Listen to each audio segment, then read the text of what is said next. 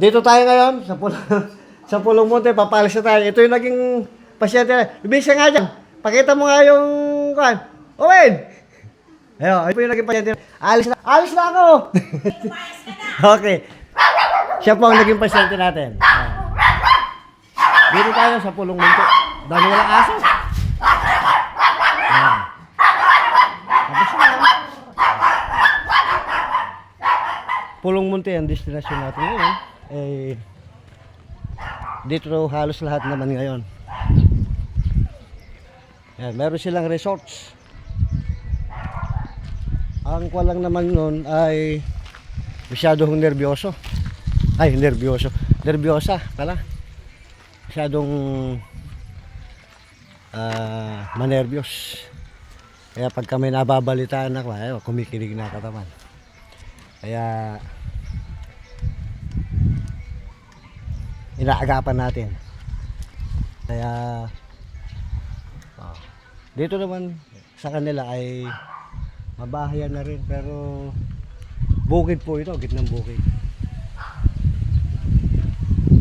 Sila ang pasyente natin dito. Ngayon papunta naman tayo doon sa gawin na yon. Doon din naman yun na ating teterapihin.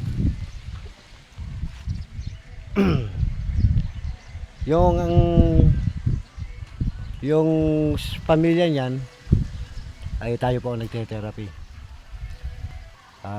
Yung isang na-stroke sa gawing Kabyaw, sa gawin namin, manugang niya po at anak. Meron ho silang private resort. Ayan po, ayan, kung natatanaw niyo yan. Yan ang private resorts po nila. Doon naman tayo ngayon papunta sa isang pasyente natin, stroke. Kaya sa pupuntahan natin, medyo mainit pa. Nagpalamig-lamig muna sana tayo ng konti. Nag-aapura pa rin ho tayo. Baka gabihin ho tayo masyado.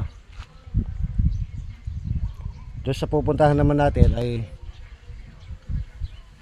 kung po yun, 6 months stroke o 7 months na, pero naglalaka po siya at nagagamit na niya yung kanya, yung pa malaki na po ang recover. Kaya sa mga sitwasyon natin ganyan sa araw-araw, talagang laman po tayo lansangan. Yan, gaano kainit yung sinusuong natin na yan,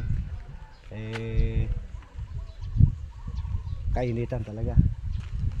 Pero okay naman yung biyahe natin dahil meron na tayong partner na nakasingle ho tayo. Meron din na tayong helmet. Kaya kailangan kompleto talaga. Ayan. Papaalis na po tayo dito. Ito ang site nila. Kaya lilipat naman tayo ngayon. Sige guys, at puntahan na natin yung isa dito rin ho sa Pulong Monte. Tapos na tayo dyan. Dyan po ay kila Ma'am Elsa